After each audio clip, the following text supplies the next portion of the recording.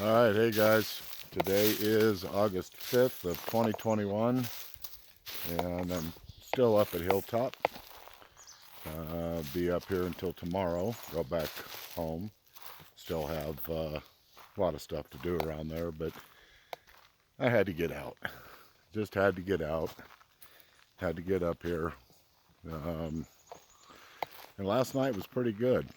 We had 6 individuals around us.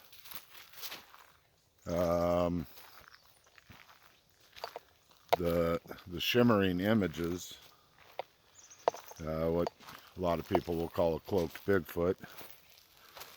I've stated before, I'll state it again, I absolutely despise the phrase cloaked, only because it, in my opinion, it causes people to think about science fiction and, you know, Star Trek and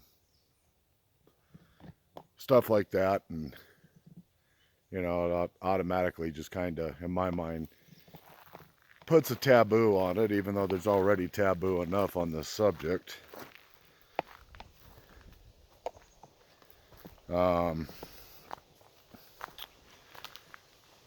But yeah, I had yeah.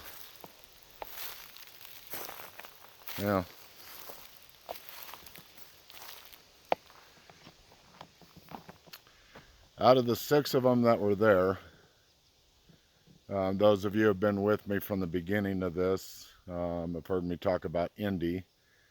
Indy has passed away, but Indy's mate paid us a visit last night, along with a few others.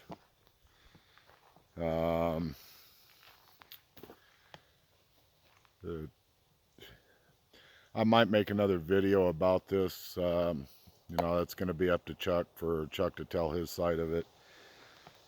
But you know, there was a healing that went on last night. I was paralyzed in my chair. I couldn't move. I couldn't talk. I couldn't even utter a sound while this was going on with Chuck.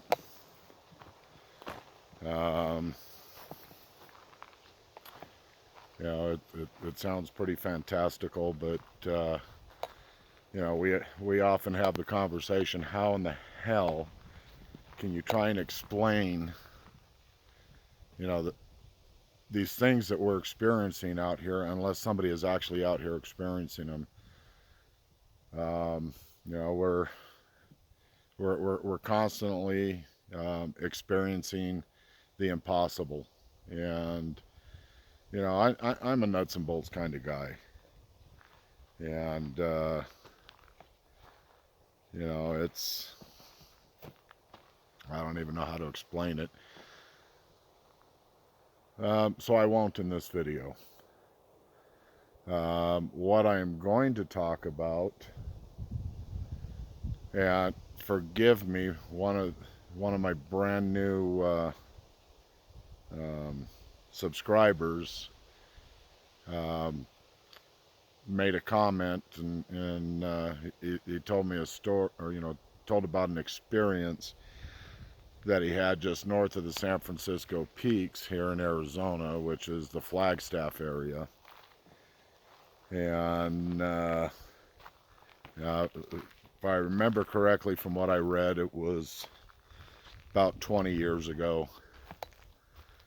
You know, so, you know, this video is pretty much going to be for you. You know, hopefully I can, you know, shed a little bit of light on what you experienced, as far as the forest people and the quote-unquote rock clacks.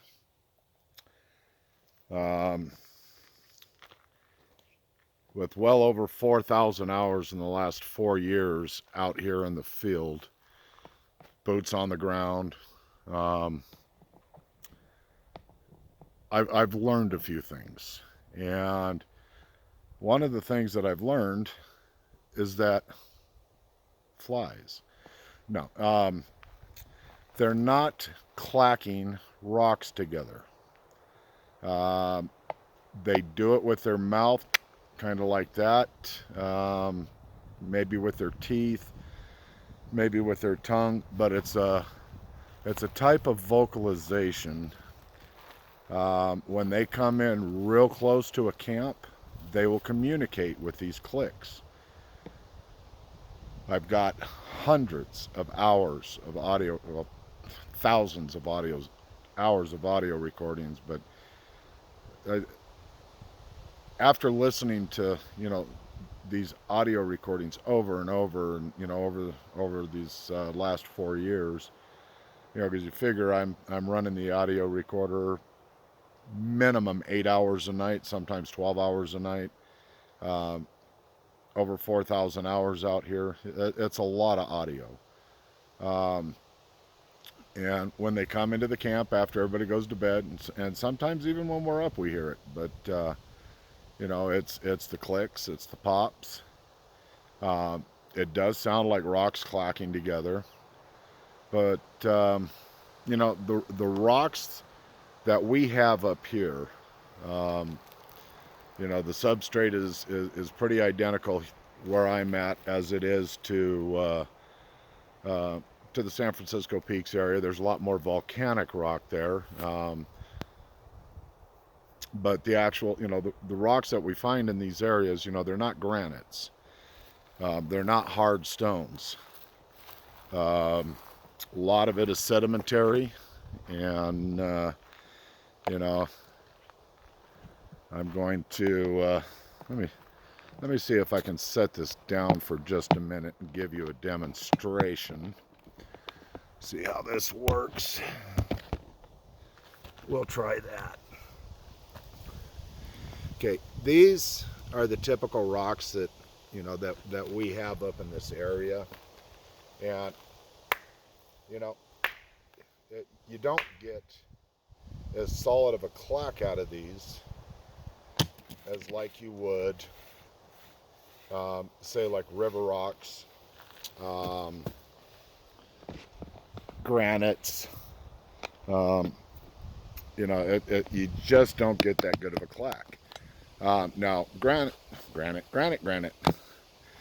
you do get a clack, but when I have audio of them talking and the clacking at the same time, you think about how Aborigines talk, and they click and they pop when they talk, and there's some tribes down in the Amazon, I believe, that will communicate the same ways. That, in my humble opinion, is what's going on. They're not banging the rocks together. These aren't some dumb primate, that are walking around with a pocket full of rocks and a stick hanging off their side to beat on trees. It's the wood knocks, they're clapping their hands together. Have I seen them do that? No. Can I repeat it? Yes. You practice a little bit, you can get a pretty damn good wallop, out of this size of a hand. Now make a hand triple the size of that, with the strength that they have. Yeah, it'll sound like a Louisville Slugger. It's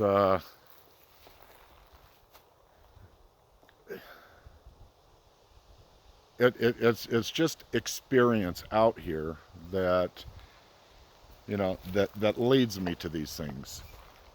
When I do a hand clap and I immediately get a wood knock back, either they're walking around with a flipping stick in their hand waiting to do a wood knock. I'm just, hopefully somebody here is going to do a wood knock because I'm carrying this stick and I want to do one too. They're not doing that. It's not convenient. You have to find, I'm not going to say this as far as, the central part of the country and the East Coast and that, because there's a lot of hardwoods there. But to find the right tree in this area to get that kind of a knock sound off of, let alone, you know, be able to find a stick. And you know, I'm going to give you, you know, just a quick example of that. Ugh, I'm walking through the forest because I'm some dumb ape, you know, and oh, somebody just knocked. I got to knock back. Oh, this stick isn't going to work. You know, let me go find one.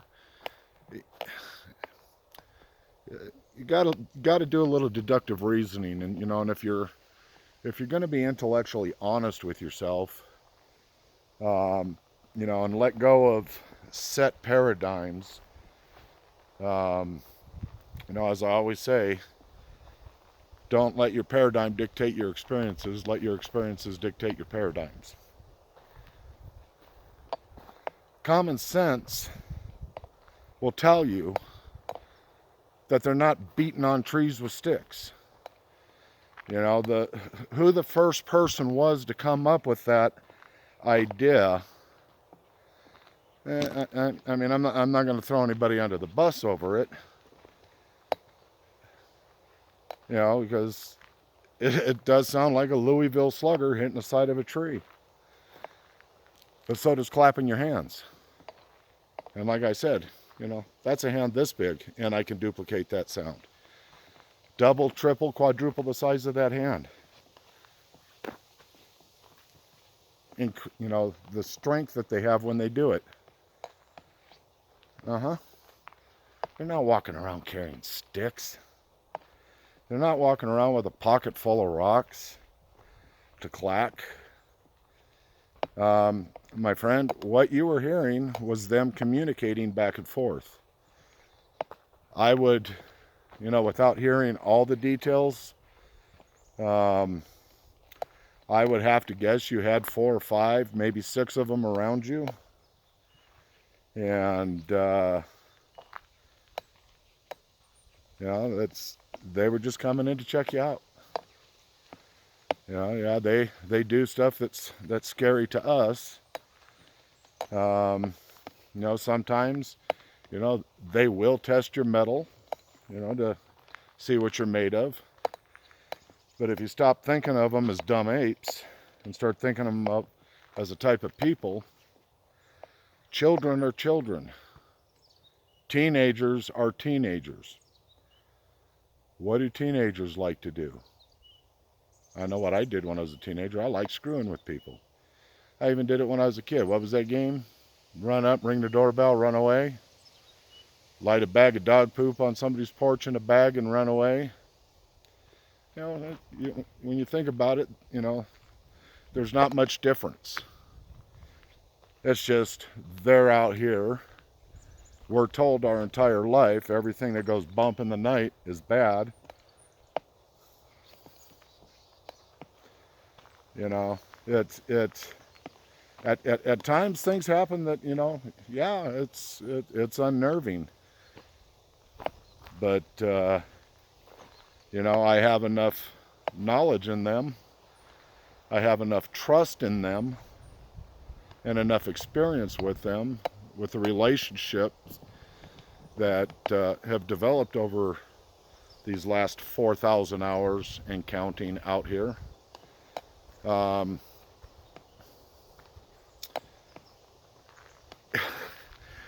If they were these big, ugly, mean things, you know, that are going to kill you and they're going to eat you and rip you apart,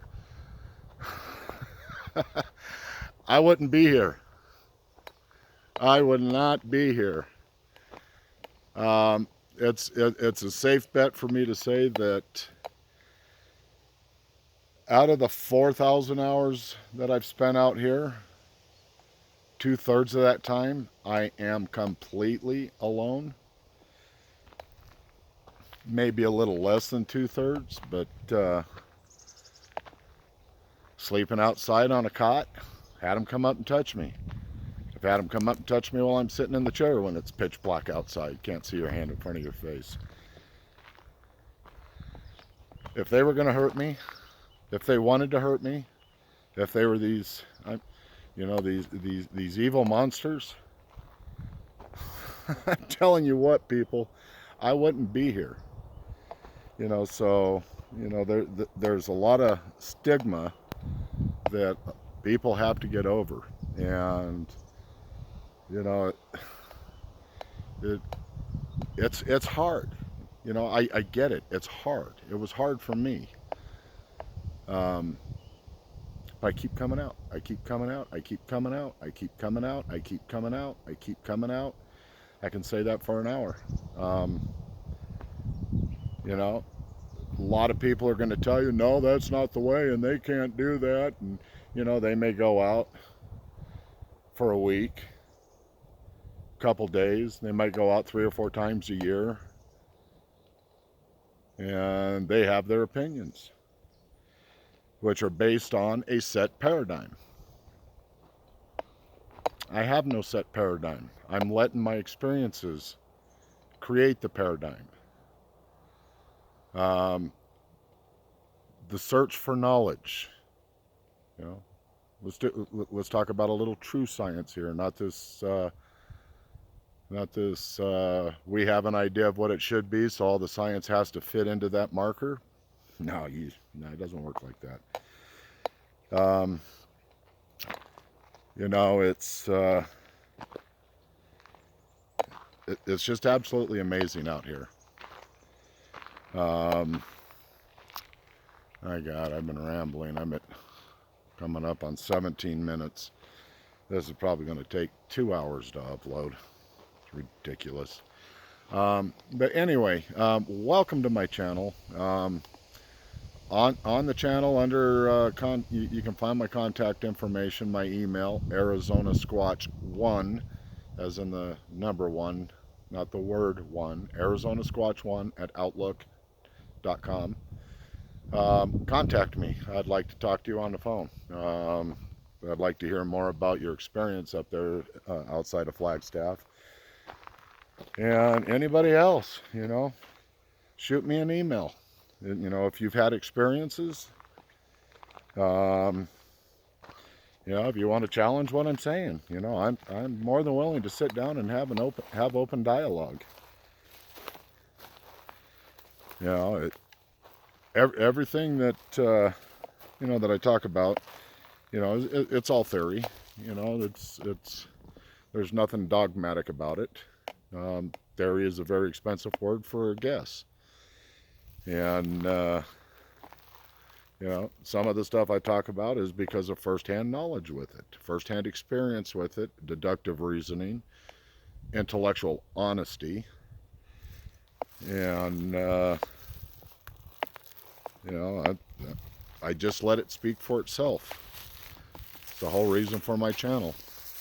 I'm not here to prove anything to anybody. Just here to share my experiences, share my thoughts, share the ideas. But that's all I have for this video. You know, once again, all the new subscribers, I really appreciate you subscribing. May or may not be your cup of tea or your line of thinking, but, you know, I just ask you, think with an open mind. Think with your own mind, not with the mind of a set paradigm. You'll go a lot farther. All right, guys. Love you. Peace out.